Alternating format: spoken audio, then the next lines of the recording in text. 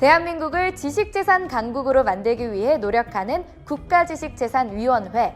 국가지식재산위원회에 대해 자세히 알아보는 시간 위원즈. 안녕하세요. 위원즈의 MC를 맡게 된 아나운서 노지선입니다.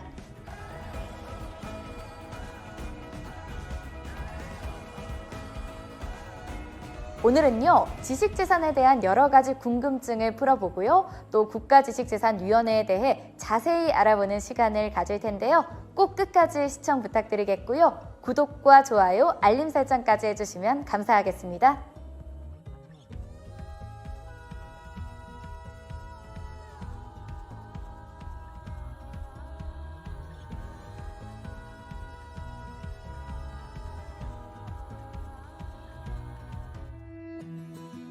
자, 그렇다면 본격적으로 위원즈를 시작해 볼 텐데요. 오늘 위원님들 소개 한번 드리도록 하겠습니다.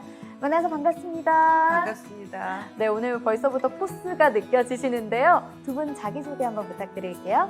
네, 안녕하세요. 국가지식재산위원회 고영희 위원입니다. 네, 안녕하세요. 저는 국가지식재산위원회 김미현 위원입니다. 네, 반갑습니다. 자, 이렇게 국가지식재산위원회 위원분들을 만나 뵙게 됐는데요. 어떤 일들을 하시는지 굉장히 궁금하거든요. 간단하게 소개 부탁드릴게요. 네, 우리 국가지식재산위원회는 과학기술 분야의 특허, 문화, 예술, 콘텐츠 분야의 저작권 등 다양한 지식재산을 창출하고 활용하기 위해서 국가 전략을 수립하고 정부 정책을 조율하는 역할을 하고 있습니다.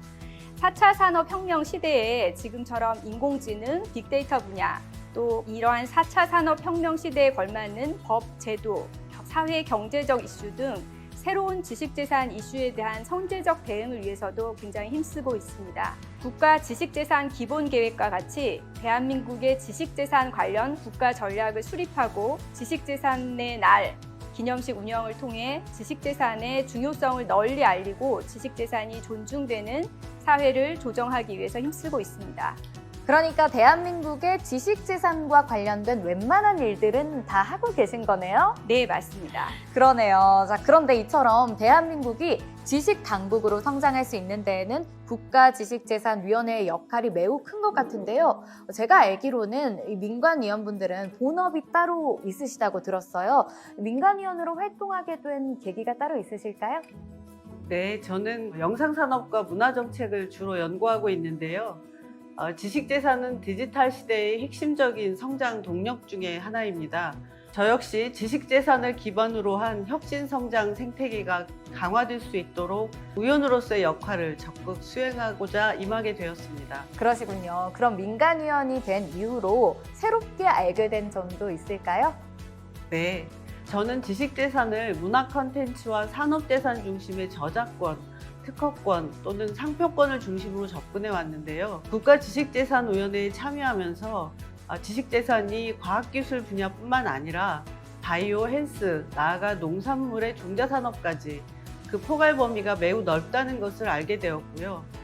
그런데 주변을 보면 많은 분들이 지식재산이라고 하는 단어를 굉장히 어렵게 받아들이시는 것 같습니다. 실제로 주변의 소소한 소재들이 모두 지식재산의 밑바탕이 되고요. 또한 지식재산은 궁극적으로 개인의 권리를 주장하거나 보호할 수 있는 자산이기 때문에 콘텐츠를 비롯한 다양한 분야에서도 그 중요성을 꼭 알아주셨으면 좋겠습니다. 네, 좋습니다. 지금까지 국가지식재산위원회 고영희, 김미현 민간위원님과 함께 국가지식재산위원회에 대해 간단하게 알아봤는데요. 지금부터는 위원즈의 첫 번째 주제, 4차 산업혁명과 그 변화의 핵심인 지식재산권에 대해 알아보는 시간 가지겠습니다. 자, 최근 뉴스를 보다 보면요, IP라는 단어가 자주 등장하기도 하고요, 또 지식재산이라는 이야기도 자주 듣게 되는 것처럼 점점 지식재산이라는 개념이 중요해지고 있는데요. 그렇다면 지금 왜 지식재산이 중요하게 된 걸까요?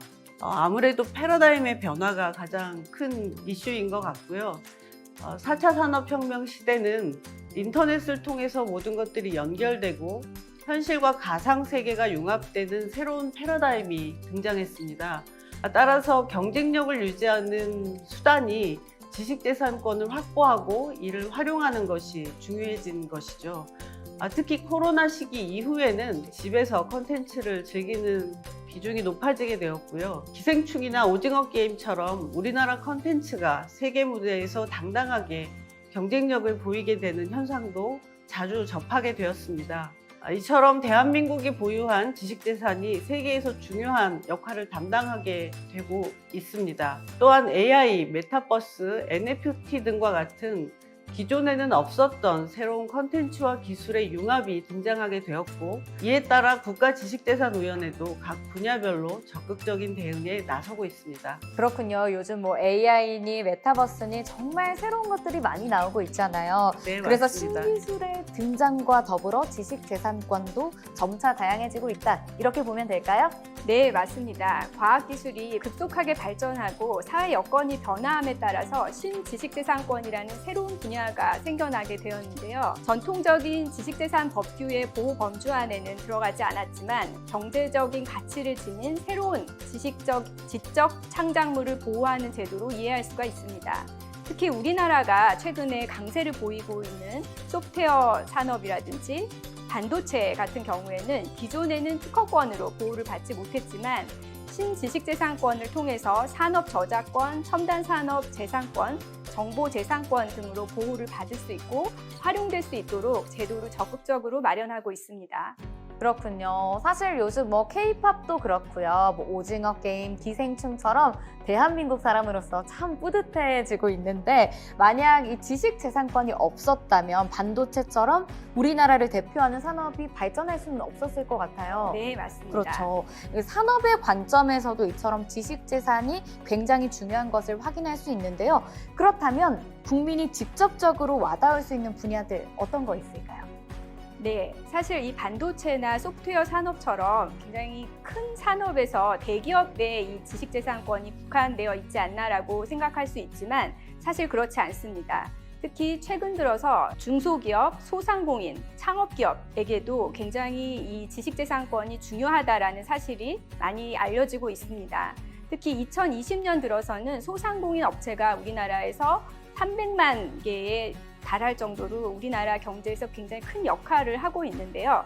또 20, 30대를 중심으로 창업기업들도 많이 생겨나고 있습니다. 그래서 창의적인 아이디어를 통해서 창업에 성공을 한 사례들을 많이 볼 수 있는데, 관련해서 지식재산권과 관련된 다양한 분쟁이라든지 문제들도 많이 발생하고 있습니다. 특히 이 지식재산권에 대해서는 소상공인 같은 경우는 굉장히 정보나 이런 부분에 취약할 수밖에 없기 때문에 제3자의 상표 선점이라든지 기술 탈취, 모방 이런 여러 가지 지식재산권 침해 행위에 굉장히 취약한 상태입니다. 실제로 모 방송 프로그램에서 모 음식의 개발자가 방송 다음 날 개발자가 아닌 타인에 의해서 상표 출원 신청을 완료한 사실이 밝혀진 사례가 있습니다. 해당 사례의 경우에는 원 개발자가 피해를 호소하는 내용을 SNS에 올려서 이슈화가 됐고, 특허청에서 A씨의 모방 상표를 등록을 거절하면서 마무리가 됐습니다. 이런 사례를 볼 때 저 또한 지식재산권에 대해서 소상공인들에 대한 적극적인 교육이라든지 정보를 알려주는 것이 굉장히 중요하다라는 것을 알 수가 있었습니다. 그렇군요. 대기업뿐만 아니라 오히려 또 소상공인에게도 지식재산권이 굉장히 중요하겠네요. 네, 맞습니다. 그런데 이제 정말 본인이 열심히 해서 만들어낸 아이디어나 제품이 좀 다른 사람에게 뺏기면 너무너무 속상할 것 같은데요. 이 소상공인이 지식재산권을 스스로 보호하거나 또 부정 경쟁 행위 자체가 근절되기 위해서는 어떤 방안이 필요할까요? 네, 말씀드린 대로 이 상표권이나 특허권 같은 산업재산권과 관련해서는 아이디어를 창출하는 단계, 그다음에 구체화하고 권리화하는 여러 가지 과정들이 필요한데, 이 부분에 대해서 정보에 약한 소상공인이나 자영업자들이 진행하기가 굉장히 어려웠던 것이 현실입니다.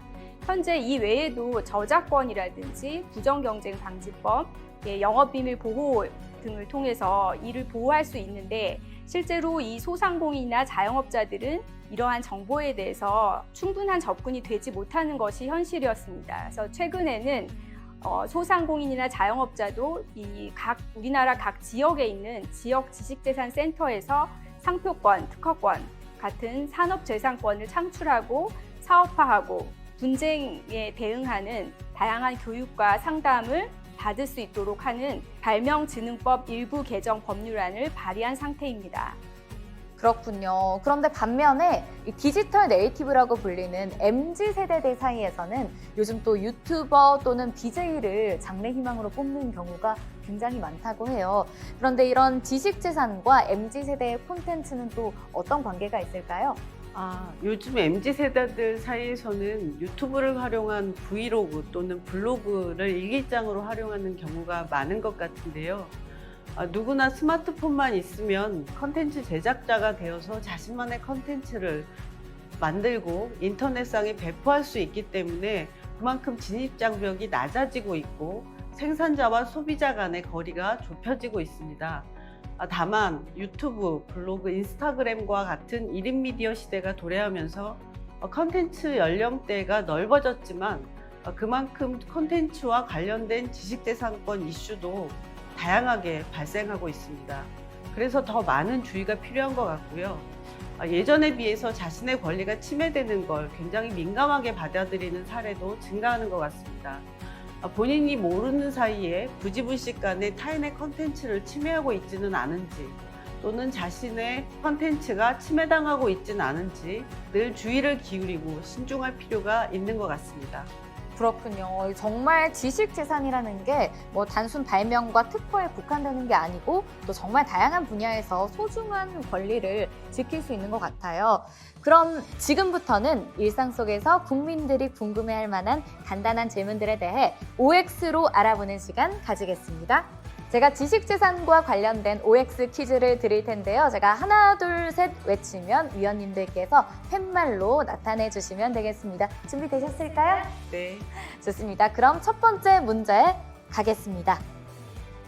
첫 번째 질문. 조리법도 지식재산이다. 하나, 둘, 셋! 두 분 다 O를 들어주셨네요. 와, 이 조리법은 지식재산권에 어떻게 포함될 수 있는지 설명 부탁드릴게요. 네, 아까 말씀드린 것처럼 우리나라의 창업 사례는 주로 요식업에서 많이 진행되고 있습니다. 그래서 이와 관련된 분쟁 사례도 사실 많이 찾아볼 수가 있는데요. 최근 인기를 끌었던 이상한 변호사 우영우라는 드라마에서도 이 사례를 소개한 바가 있습니다. 특히 극 중에 B국수가 A국수의 원조인 A국수의 조리법을 빼돌려서 유사한 상표를 만들고 원조라고 광고를 해서 진짜 원조인 A국수가 문을 닫게 된 에피소드를 볼 수가 있었는데요. 이와 관련해서 이를 해결하기 위한 부정경쟁방지법, 조리법 특허, 영업비밀의 등록 방법 등을 소개한 모습을 우리가 볼 수가 있었습니다. 이처럼 레시피라든지 조리법은 특허와 영업비밀로 보호를 받을 수가 있는데요. 특허청의 그 특허 정보 검색 사이트인 키프리스에서 찌개를 검색을 해보셔도 약 4,000개 정도의 특허를 확인할 수 있습니다. 많네요. 네, 굉장히 많죠. 그래서 이렇게 일상 속에서 흔하게 찾을 수 있는 메뉴라도 첨가하는 재료의 특징이 있거나 또는 그 제조 방법이 굉장히 독특하다면 특허 출원이 가능합니다. 그런데 이 특허가 사실 어떤 요건이 필요하기도 하고 공개되는 부분이 있기 때문에 만약에 그런 특허를 받기 어렵다고 하더라도 일정한 요건을 갖춘 조리법은 부정경쟁방지법상 영업비밀로 보호를 받을 수 있는데요. 조리법이 영업비밀로 보호를 받기 위해서는 몇 가지 요건이 필요합니다. 일단 중요한 거는 이 조리법의 정보가 대중들로부터 공공연하게 알고 있는 부분이 아니어야 된다라는 전제가 있고요. 그다음에 이 정보가 경제적 가치를 가져야 된다라는 요건이 있습니다. 또 세 번째는 가장 중요한 게 이 정보가 합리적 노력에 의해서 비밀로 관리가 되고 있는가가 입증되는 것이 굉장히 중요합니다. 그래서 만약에 조리법을 영업비밀로 등록을 하려고 한다면 종업원을 채용할 경우에 제조 비법에 대해서 비밀 유지의 서약서를 작성하거나 조리법을 금고에 보관하는 것 같은 합리적인 노력을 기울여야 된다는 점을 굉장히 중요하게 아실 필요가 있습니다. 그러니까 뭐 집에서 우리 엄마표 김치찌개 이런 건 등록이 되기는 좀 어렵겠네요. 굉장히 특별한 첨가물을 네. 예, 넣으신다거나 그 조리하는 방법에 굉장히 독특한 부분이 있다면 가능할 수 있습니다. 특별한 첨가물 넣으시더라고요. 라면 스프. 아, 그것은 좀 어려울 것 같습니다. 그것은 어렵고요. 자, 좋습니다. 그럼 두 번째 질문 가겠습니다. 길거리 버스킹 공연 중에 다른 가수의 노래를 부르는 것은 저작권 침해 아닌가요? 하나, 둘, 셋! 오, 반만 이렇게 들어주셨는데 세모인가요? 자, 이번 질문은 정확히 OX로 표현이 되지 않은 것 같은데요. 설명 부탁드릴게요. 네, 저작권이 침해될 수도 있고 안 될 수도 있습니다. 저작권 침해가 되지 않기 위해서는 일정한 조건이 필요한데요. 원칙적으로 저작권은 저작권자의 이용 허락을 받지 않았을 때 거리 공연에서도 저작권 침해가 발생할 수 있습니다. 그러나 저작권법 제29조에 의하면 영리를 목적으로 하지 않는 공연이나 방송에 대해서는 저작 재산권을 제한하고 있습니다. 다만 이와는 별개로 사후에라도 공연을 녹화하거나 녹음한 것을 판매하면 저작물에 대한 복제권, 배포권 등의 침해가 될 수 있습니다. 물론 본인의 저작물의 저작권자인 경우에는 자신의 저작물을 이용하는 것이므로 저작권의 제한 여부를 논할 필요가 없겠죠. 그러니까요. 이렇게 버스킹을 해서 오히려 그 가수의 노래가 더 흥할 수도 있고 또 원작자가 더 좋아하는 경우도 물론입니다. 있더라고요. 예. 그래서 이런 경우들도 있겠네요. 좋습니다. 세 번째 문제입니다. 원작자 또는 출처를 밝히면 모든 콘텐츠를 자유롭게 사용할 수 있을까요? 하나, 둘, 셋! X를 들어주셨습니다. 출처를 밝히고 카드뉴스나 영상으로 다양한 콘텐츠를 만드는 사례를 자주 접하거든요. 그럼 이런 것들도 문제가 되겠네요? 네, 그렇습니다. 저작권 및 지식재산권은 기본적으로 권리를 가진 본인 외에 타인의 지식재산권을 동의 없이 사용하는 것은 불가능합니다. 단 컨텐츠의 경우 출처만 밝히면 자유롭게 게시할 수 있는 것으로 생각하는 경우가 의외로 많은데요. 공공누리와 같이 국가나 지방자치단체 또는 공기관 등이 4가지 공공유리 유형마크를 통해서 개방한 공공저작물에 한해서는 유형별 이용조건에 따라 저작물의 침해의 부담 없이 자유롭게 사용이 가능합니다. 이처럼 컨텐츠 사용에 대한 범위를 정하고 자유롭게 사용이 가능한 경우를 제외하고 별도의 명시가 없는 모든 컨텐츠, 기사, 이미지, 사진이나 영상 등을 모두 개인 또는 기업에서 무단으로 사용 및 게시하는 행위는 저작권의 침해 행위에 해당합니다. 출처를 밝혔다고 책임이 면제되지 않는다는 점을 꼭 기억하셨으면 좋겠습니다. 만약 사용하고자 하는 컨텐츠가 있을 경우에는 컨텐츠의 저작권을 가지고 있는 사람 또는 기업에게 사용 권한에 대한 동의를 구하고 별도 비용을 지불하는 방식이 올바른 지식재산권의 활용 방안이라고 볼 수 있을 것 같습니다. 좋습니다. 또 이런 부분들도 유의를 해야 되겠네요. 오늘 좀 애매모호한 내용들을 OX를 통해서 쉽게 전달을 해주셨습니다. 간단하지만 반드시 알아야 할 중요한 지식재산권에 대해 알아봤는데요. 위원즈 마무리에 앞서서 마지막으로 하고 싶은 말 있다면 한 말씀 부탁드리겠습니다. 네, 지식재산권의 가장 큰 가치는 여러분의 소중한 발명 또는 창작을 법적으로 보호해주는 장치가 된다는 것이죠. 치열한 경쟁 속에서 중요한 아이디어, 기술, 컨텐츠와 같은 인간의 창작물에 대해서 가치를 부여하고 권리를 지켜주는 것이 지식재산권이라고 볼 수가 있습니다. 사실 지식재산권이라는 개념 자체가 아직은 낯설 경우도 있고 특히 이용 가능 범위에 대해서 잘 알지 못하는 경우도 상당히 많이 있지만 가장 중요한 것은 타인의 권리를 내가 함부로 이용하지 않고 또 나의 권리를 지키기 위해서는 지식재산권에 대해서 반드시 알고 있어야 된다는 점입니다.